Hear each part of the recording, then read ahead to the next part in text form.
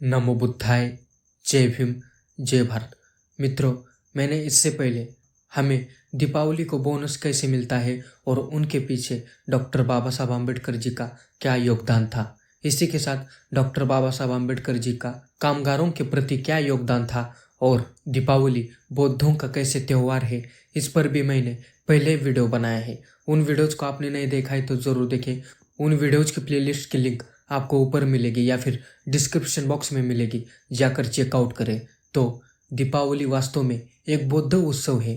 दीपावली का संबंध राम या रामायण से किसी भी मायने में नहीं है, क्योंकि रामायण के अनुसार राम चैत्र माह में अयोध्या आए थे।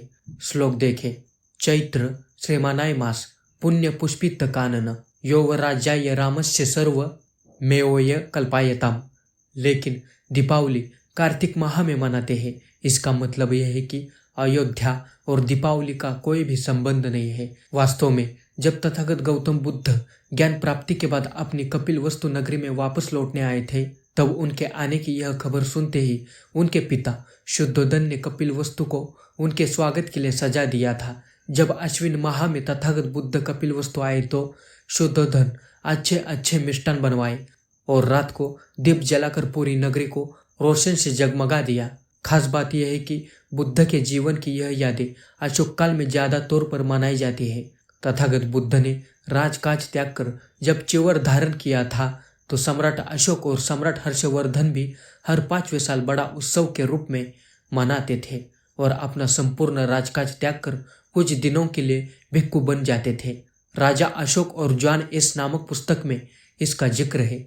तथागत बुद्ध की कपिलवस्तु नगरी में भेंट को ध्यान में रखकर सम्राट अशोक ने भी अश्विन माह में 84,000 स्तूप बनवाने का निर्णय लिया था और उसे अश्विन माह में ही पूरा कर दिया था। सभी स्तूप बनाने के बाद उन पर दीप जलाए। महावंश में वह नज़ारा ऐसा बताया है कि अशोक पाटलिपुत्र में खड़े होकर चमकते हुए सभी स्तूपों को देखने लगे और सारा जम्बूद्वीप, उस वक्त अखंड भारत को जम्बूद्वीप कहा जाता था, रोशनी से चकोचौंध में चमका उठा। लोगों ने खुशियों में लिप्त होकर उसे दीपोत्सव के रूप में मनाने लगे। गिगर्टी महावमसा के पृष्ठ संख्या 52 पर इसका जिक्र है।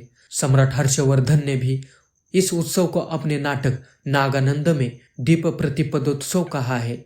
सम्राट अशोक ने विजयादशमी के बाद बुद्ध की जन्मभूमि पैदल चलकर भेंट दी थी। उसके बाद अपनी राजधानी पाटलिपुत्र में लौटने पर उन्होंने 84,000 स्तूप बनाने का निर्णय लिया। लोग बुद्ध को बहुत चाहते थे, लेकिन दूर दराज के प्रदेशों से सभी लोग लुम्बिनी नहीं जा सकते थे। उस समय लोग तथागत बुद्ध की पूजा स्तूप के रूप में करते थे। लोगों को उनके ही प्रदेशों में तथागत बुद्ध का दर्शन हो जाए, इस उद्देश्य को ध्यान में रखकर सम्राट अशोक ने बुद्ध के 84,000 वचनों को ध्यान में रखकर उतने ही स्तूप बनवाने का ऐलान किया। इसकी शुरुआत उन्होंने धरती यानी वसु में बरास खोद कर किया, जिसे आजकल वसु बारास यानी कोनशिला का कार्यक्रम कहा जाता है। सम्राट अशोक का ऐलान सुनकर लोग लाखों की संख्या में राजधानी पाटलिपुत्र में इकट्ठा हुए और सम्राट के साथ साथ सभी ने अपनी अपनी पूंजी यानी धन दान में दे दिया। सभी तरफ से धन की इतनी बरसात हुई कि धन की बड़ी राशि जमा हुई। इसलिए लोग उस यादगार पर्व को धन की राशि यानी धनतेरस कहने लगे। धन जमा होने के बाद उसकी गिनती की गई और बुद्ध की माता महामाया की पूजा की गई, जिसे आजकल लक्ष्मी पूजन कहा जाता है।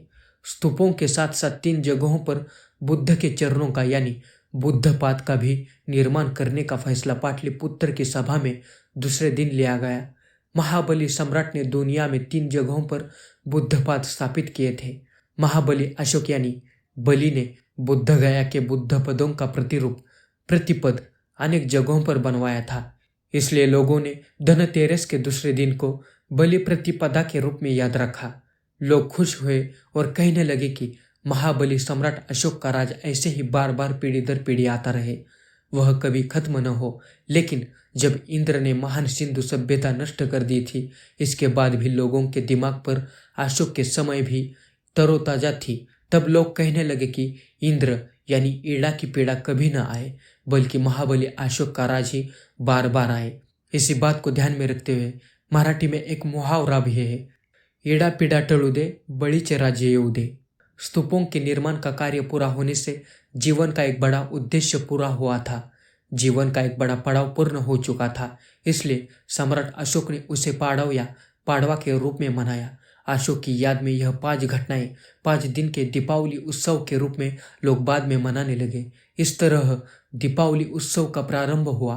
अशोक का महान इतिहास मिटाने के लिए अशोक के लगभग 1000 सालों बाद 8वीं सदी में वामन पुराण कथा लिखी गई थी।